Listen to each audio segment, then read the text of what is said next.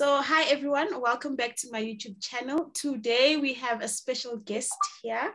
Her name is Audrey Khan. She's an amazing person. I've worked with her, I've studied with her. We call each other partner, basically. And that's a long story, but it just expresses, the closeness that we have, the relationship that we have. And she's now back in Congo. So she studied here at the University of Johannesburg. And yeah, it doesn't matter regarding the distance and stuff. She's still someone that I feel adds value to my life. And this is why I decided to bring her on board, just to speak about her journey at the University of Johannesburg as an international student, as an honors student, from diploma to honors. As I said, we both studied together, we worked together in a lot of projects. So Audrey, welcome to the channel. I hope you're ready for the viewers. Thank you. You can quickly yes, say I am. You can quickly speak. Yeah, thank you for this invitation to this interview. I really appreciate it. And Gift has been a wonderful person. We worked together and studied together. She's so funny, and I enjoyed working with her. Every time we've been working, and she's been amazing. She helped me a lot. I hope we work together a lot, right? Yes, so, and especially last year. Project X, honors, Project X. I used to come crying to you, actually. Yeah, I used to cry. Yes. You told me, no, partner, we can do this. We're going to graduate. And I'm like, but it's difficult, So thank you so much. I know. Thank you for your time.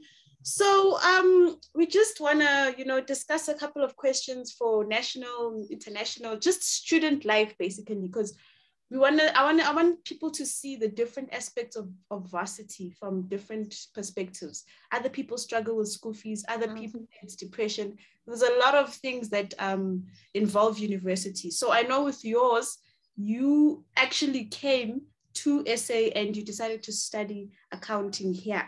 So I wanted to ask, what made you decide to come and study at an institution in a different country where you literally knew? Okay, so the biggest things that pushes me to come in SA was because I wanted to do accounting. And here in my country, in the DRC, most of the institutions, they provide economics instead of accounting. And I wanted to have a good background. I wanted to become an accountant, the CIA things and all that. So that's what made me come in SA. And I remember in 2013, after my grade 11, I came to SA for holidays. And then my parents were like, okay, why don't you want to go and pursue your university there? And I was like, okay, this is an opportunity. At first, I was not even afraid of making new friends and all that. I was just chill and excited, the excitement of going back again and leaving your country. So that's what. So did you look at other universities, other countries? I mean, did you look at let's say your Zambia, Namibia, or what attracted you to SA actually? Okay. I looked at maybe French countries, but then I was like, no, I already know French, so I wanted to be challenged. And SA is a very diverse country. There's different languages. Yes, it's diverse. Yes, so that's why. That's awesome. So guys, be encouraged. If you want to leave, go and start a new life, learn new things. If she did it, you can also do it. So another question I wanted to ask is, what process does one follow in order to be accepted at the university? I know for you, specifically UJ, what processes need to be followed? Because based on being an SA citizen, I think it's much easier. So I don't know what complications you face. First of all, you need to apply for the application. They requires the grade 11 marks reports and grade 12, as well as the matric results, the matric reports result and all that. So those are the requirements, as well as passport and all that. Those that the person have to submit. And once accepted, the university at the registration, they'll require the person to submit the English exam. They call it IES. But right now, UJ is, people can do their exam at UJ easily without going to the British Council and do the IELTS exam and to get the entry to university. They want to check if you understand English as the main language. Yes, they want to check if you understand. And the requirement is 6. So most of the people, if you do not have 6, it's either you do 1 year learning English at UJ, or that's a long process. What about the visa? It's a long process. I've heard people talk about a visa. The visa thing is, when accepted already, the university will send the letter, and then with that letter, you can apply, the person can apply for the visa either in your country, or if you're already in SA, there's a visa, the visa thing there, and the people can apply over there. Okay, this is interesting. So now I see that you mentioned all these things, and I'm sure it costs a lot of money.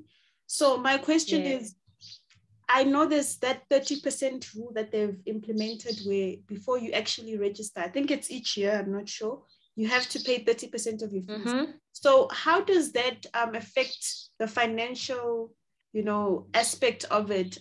Do you think it's more strain on students, international students, or it's actually forcing them to pay so it's easier to budget for your money and stuff? Because with SA citizens, people can go like 8 months until September, October without paying their fees and then pay everything. Okay, thank you for the question. I think with the 30% rules, it's easy to budget for us international students. Because, I remember I heard like years back, UJ used to require like 100% school fees. And with the 100% in January, it's not easy after all those festive seasons. And it's not, it was a lot of money. And it sucks because what if somebody drops out or deregisters? What are you supposed to do with your money? Sure. So they've actually changed it from 100% to 30%. 30%, yes. I think it's easy to budget. And then the 70%.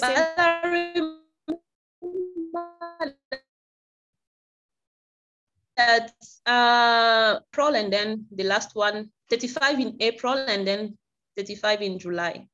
Oh, so by the end of the year, you're actually done. By the end of the year, you're actually done. But it happens that maybe money is not there. It's really hard to get it. And your account is overdue and interest is charged on the account.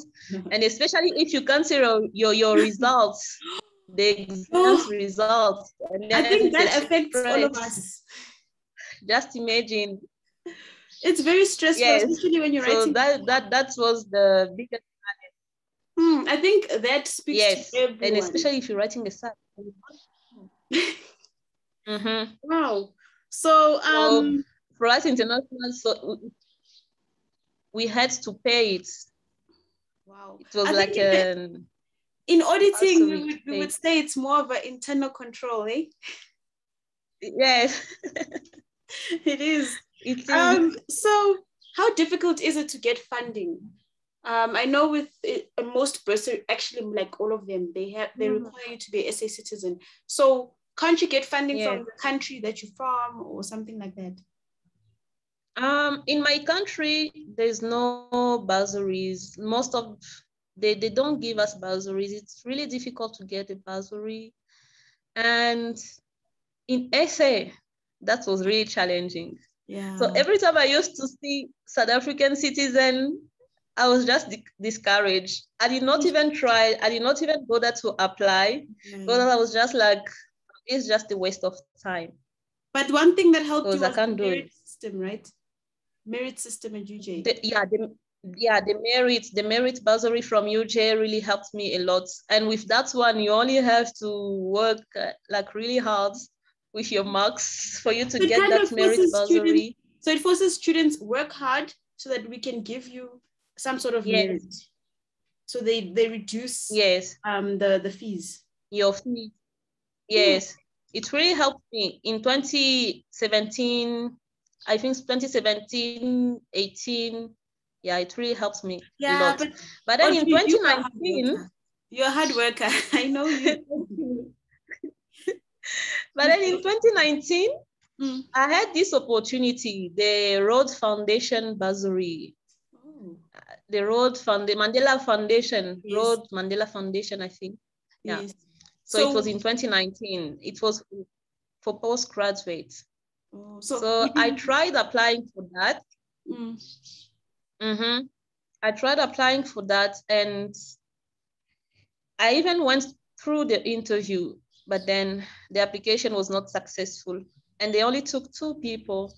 So that's what happened. But you made it. So you're basically saying to students out there, work hard, try to get a merit bursary for international students. And then if you see something related to Nelson Mandela Rhodes Scholarship, they should try go for it as well. Because you never know. Yes. Okay. We never know. It's possible to get it. True. But you made it, you're a graduate, you are here. So clearly the school fees was cleared. We made it. So my next question is, I know you're a very active student. You were tutoring, you were mentoring, like you were busy, like you and I were like in the same, same lane. So how did that benefit you? Wow, that was really good. Oh, it was. It was an really interesting, every single day doing that. And what's benefit, it helps me grow. It helps me grow, get experience, and overcome fear. Because, I was that kind of person who was really a bit shy. Yes.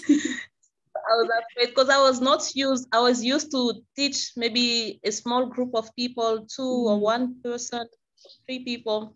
But then with tutoring, you have to be there in front of the big crowds, and it was not easy. So it helps me overcome fear and communication skills as well. Soft skills, very important. Yeah, soft skills, very important. And as well as the time management, because, tutoring, I was so busy, and time management was the key things that helped me. And I think that the tutoring and all those helped me build a good time management. And I'm not even struggling, even right now. As well as the CV. Amazing. That's amazing. Yeah. And it says a lot to you, because I know we've departed ways when we finished our senior tutor position in auditing, and then I went to 3rd year auditing, and then you went to accounting now at Auckland Park. Accounting. So it just shows how much growth we have, because I mean, we started from just being normal tutors and senior tutors, and we went to mentorship, and we were just busy. We were very busy. We were very busy, and especially with that mentorship, do you remember that we had 2 mentorship programs that we had to... At the same time, imagine, we're mentoring this group and we're mentoring that group. It was a lot, eh? It was too much. But if you noticed one thing, our lecturers always trusted us. They trusted you and I. A lot. Yeah, so I would say, to add on what you said, work ethic is very important, guys. When we do something, we did it with passion. We made sure we understood the assignment, and we went all for it. We were disciplined. And those are the things that lead to where we are today. And if you don't understand something, you ask for you to grow. You ask. I know. I used to trouble you a lot. And you also used to trouble with Excel. How were we supposed to capture this? And, it was really nice, eh? It was really good. It was. So just to add on your tutoring, of course, there are challenges. You mentioned the good stuff, but I want to know what challenges did you face? Because one thing I've also learned is, we're a diverse country, we're a diverse continent. People come from different areas, whether it's Spain, whether you're Britain, whatever, accents, all those things, languages. Did you ever have any challenges with that, and how did you overcome it? Yes, a lot. So especially with the accents, you can see that, you can hear my accent is really French. So I speak. Not anymore. No. It sounds. But some people say that. Yeah. Mm-hmm. So I used to, like, I think it's mentorship. Mentorship helps me a lot. Because, when you're talking to a student, you just stay communicating, exchanging words and all that. It helps me a lot. And the pronunciation in class, especially because there are people, there were people that were just like, sorry, what did you say? And I had to repeat myself most of the time. And that helps me grow as well. But the other challenge was, at the beginning of tutoring, was the time management. I was not used to that. And I had to balance everything, my studies and tutoring. That was really challenging. We were tutoring physically, remember? We used to go to class and stuff. So it wasn't like online. It wasn't online, and it was really challenging. I had to get a mentor, and one of my big brother was my mentor. He really helped me a lot. You've really come far, hey? I love how you showed patience. A lot of people would feel discouraged and say, tutoring is not meant for me, Yes. But you kept going, you believed in yourself, you tutored for years, and you showed that you are meant to be here, Yes. And at some point I felt like dropping out and resigning. And I was like, I'm tired. I don't want to do this.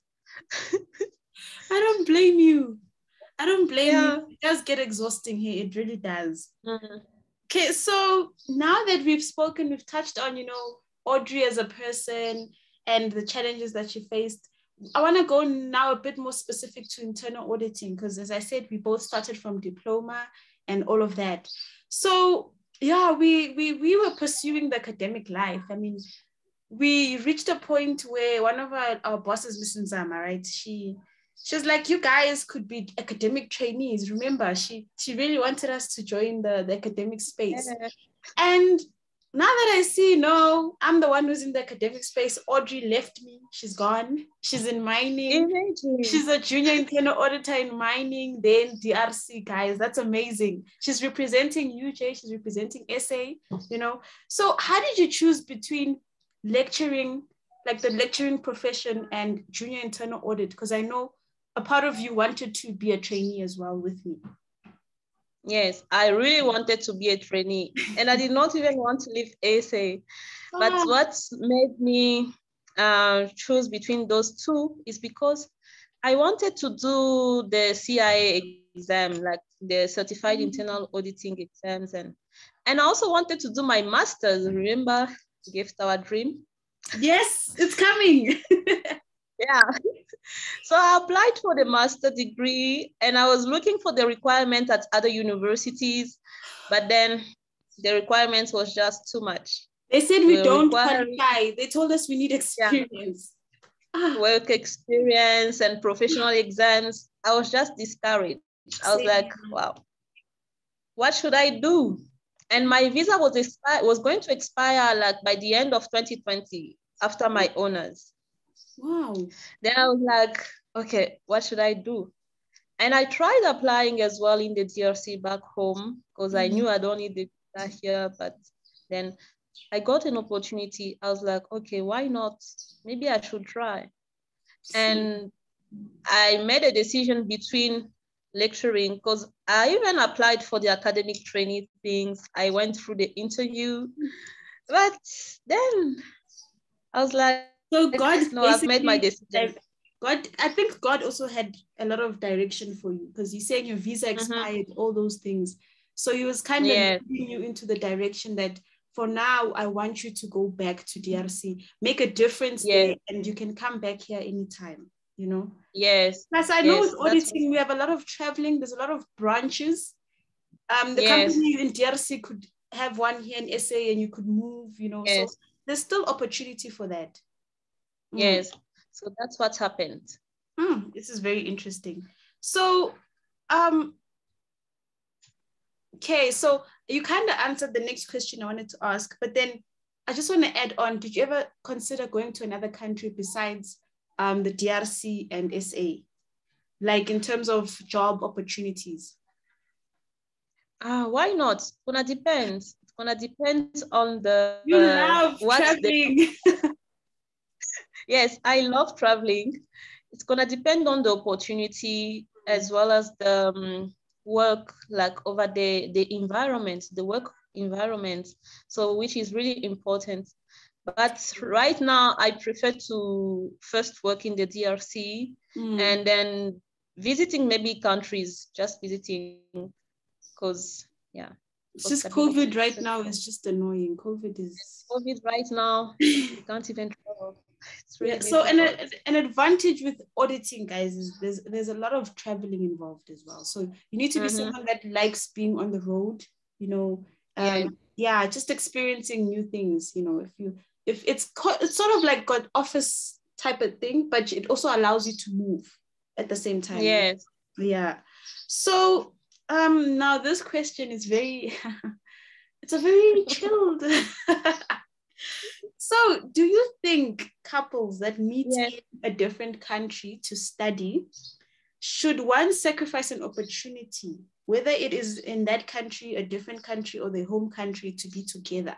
So if, let's say, couples meet at UJ and one is from, let's say, DRC, the other one is from Namibia, if one gets an opportunity to go back home like you did, or one gets an opportunity to go to another country or overseas, what do you think must happen?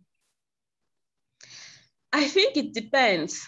It depends on the stability of the relationship as well.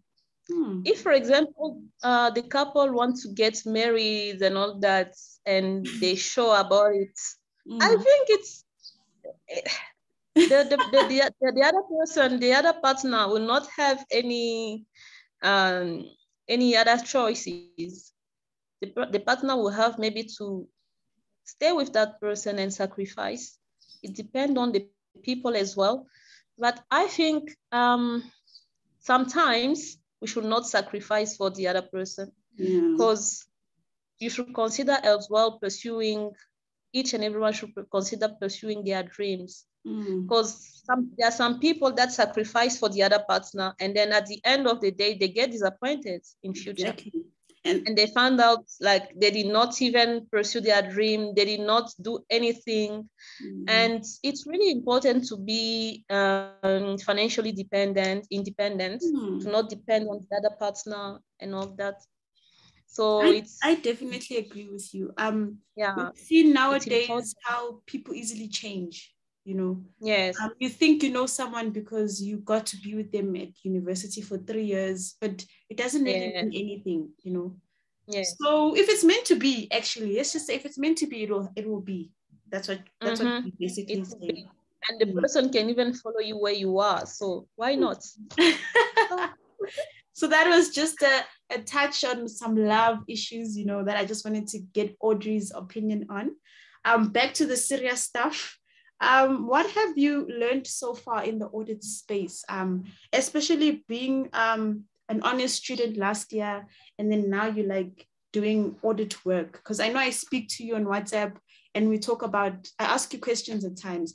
How is it like? And you tell me you're doing payroll, or you're doing human resources.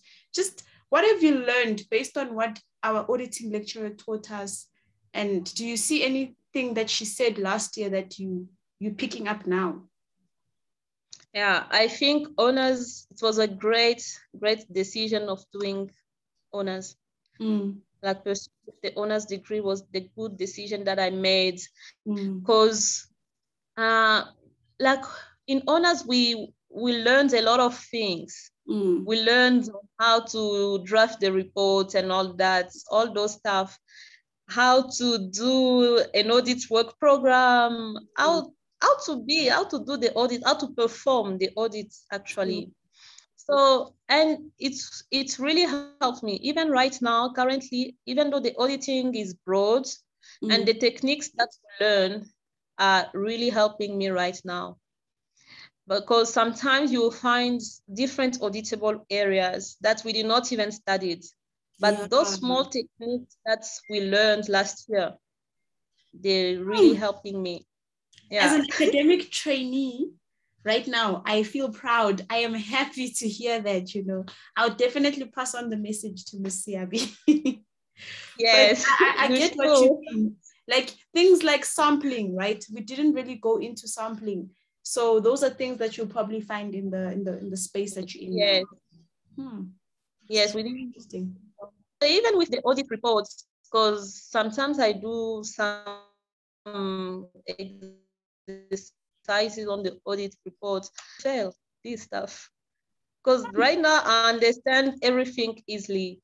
It's not like last year, and I'm like, wow, we did this last year. But you see it in a practical way. I can see it in the practical way, and just to get more experience on that. I hope to anyone watching this that's currently doing the honors or planning to, I think Audrey's trying to say that you need to also get in with the practical mindset, critical thinking as well. Don't just go in there and say, I've done my undergrad. I used to cram textbooks and information. You need to start applying yourself. Think when you see the news, when you see whatever's happening in the world, try and see how you fit in with that issue that's currently happening. No. And you're in mining. Mining is very interesting, just saying. It's interesting and it's really broad. Oh, I can imagine, because I know there'd be like environmental auditing as well. There'd be sustainability. There'd be compliance auditing. It's a lot. Wow. And each and every day I'm learning, and I keep on learning each and every day. Wow. Wow. But like, you know what, we'll probably have you in another session again with auditing related information, because I know we won't stop.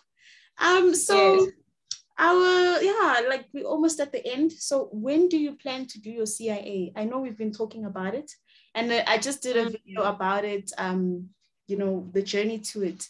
When do you plan on doing it? Guys, you should go and watch that video. And especially if you're planning on doing the internal audits or you're currently doing internal auditing, go and watch the video and support and subscribe as well. So, okay, let me come back. I'm planning to do the CIA in 2023. Okay. By that time, I think I'll be ready to do it. Because, you know, after completing honors, the requirement is like 2 years work experience before writing it. Because I can still write it now, but you won't be very, like, I mentioned that I think in the group, yes, I can still write it now, but then I won't even get the CIA certificate. So you want to actually get everything in one go? Yeah, I'll get it like in 2 years' time. So I'll yes.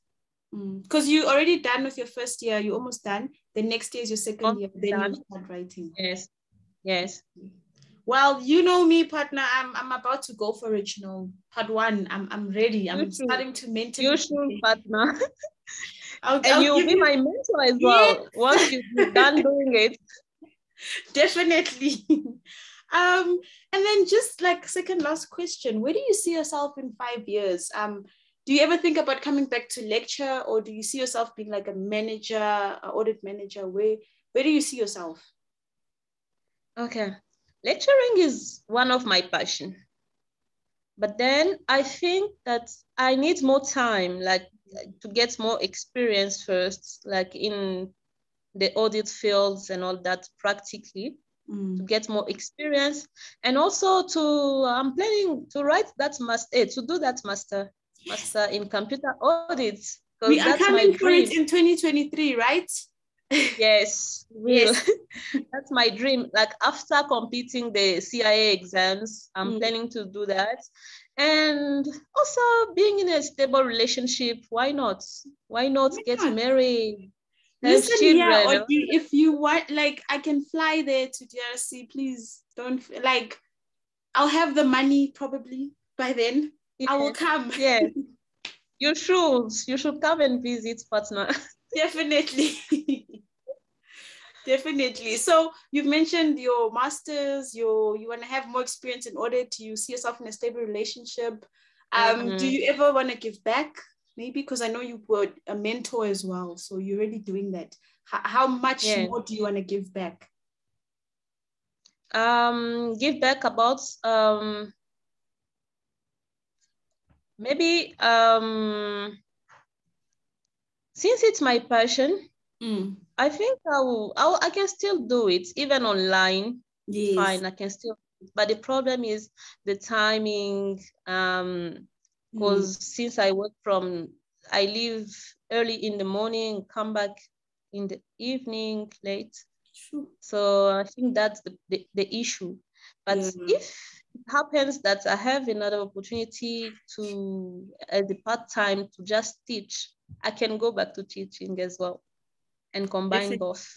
Definitely. I mean, we are also, as much as we call each other partner, I think we are also teacher learner to each other, because I'm learning things from you, you learning things from me, all the time. A lot. Yeah. Yes. So that definitely is profound. Last question, guys, before Audrey leaves us, but I'm going to bring her back. She's got a lot of valuable information. What advice would you give to students, whether it's national, international, and what would you tell people who are in internal audit or planning to go into internal audit? What do you have to say for them? Okay. For the students, I would say that you should not be afraid. They should not be afraid. Yes. They should pursue their dreams, do what they love, and they should not follow. There are some people that follow their friends because my friend is going into CIA or the CA, the Chartered Accountant route. I also want to go there. My friend is going into financial management. I also want to go there. No, you should follow your heart. Do what's the passion, what you love. Yeah. I think it's really important. And be focused. Stay focused, study, read, make some research and all that. That will be really great. Get a mentor, a role model that will help you achieve your dreams or achieve your objectives. And for the students that are planning or doing the internal auditing right now, I would say that they should just be strong, and they should not cram, because people used to think that auditing is about cramming and you just go and write everything that you can remember. It's not like that. It does not work. You can write 2 pages in that exam, you get no marks. Yes, you can. It's possible. So auditing is not about cramming. It's about understanding, about critical thinking. Think out of the box. Don't just stay there and read only the academic stuff that the lecturer is giving you. No. Go and make some research. Read articles, make some research on sources. There are a lot of sources on internet. You can get them there. Consult if you feel that it's really difficult. Consult with someone. Consult with the lecturer, the academic trainee, assistant lecturer, all of those people. They will help you. And as I said, mentorship is really important. Get a mentor, and yeah. That's amazing. Those are the things. I'm speechless. Hey, I'm really speechless. I wanted to just add, like, you've given like really, amazing advice and stuff. What specific advice do you want to say to maybe that international student that is crying for fees right now? It feels like they're failing, or is worried about work permit or getting a job or deciding whether they should stay, where they feel like maybe coming here was a waste of time. What do you want to say to them? I should say that they should just be courageous. They should not drop. Dropping is not a plan. They should carry what they want to pursue. They should pursue their dreams. And even though it's tough, you know, life is not easy. Life is tough. It's difficult. And especially during this with the COVID situation and all of that, jobs are currently difficult to get. Why not? For those people that even can't get a job, why not look for something, look for a business idea to start, look for fundings and all that. I think this is really important for them, and they should not lose hope. They should get someone to talk to, you know. Also mentally, psychiatry. Mentally, it's not easy to just carry all the stress and be alone. It's important to talk to someone who help, who might just be there to listen and give advices. So that's what I can say. Oh, that's really beautiful.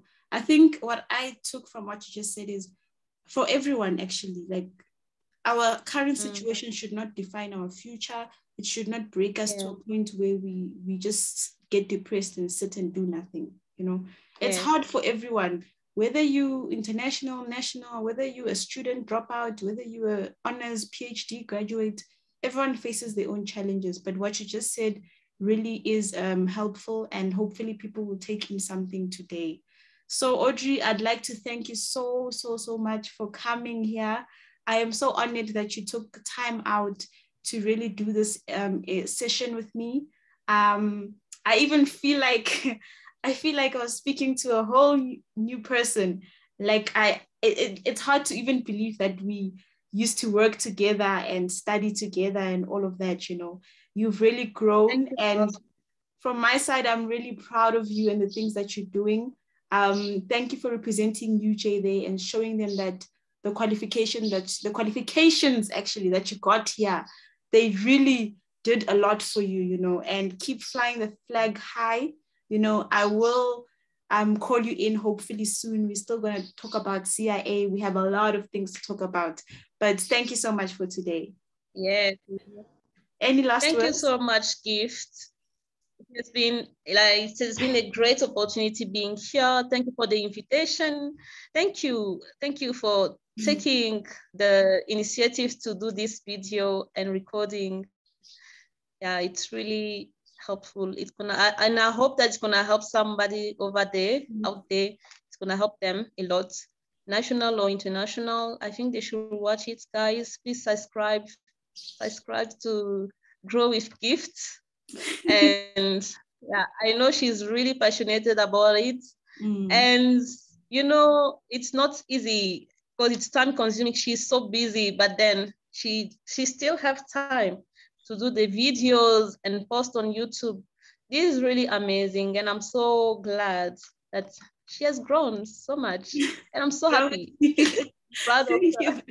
Please, can you just give us your LinkedIn name, your Instagram name, where people can just find you? And I will also put it in the bio for people to see.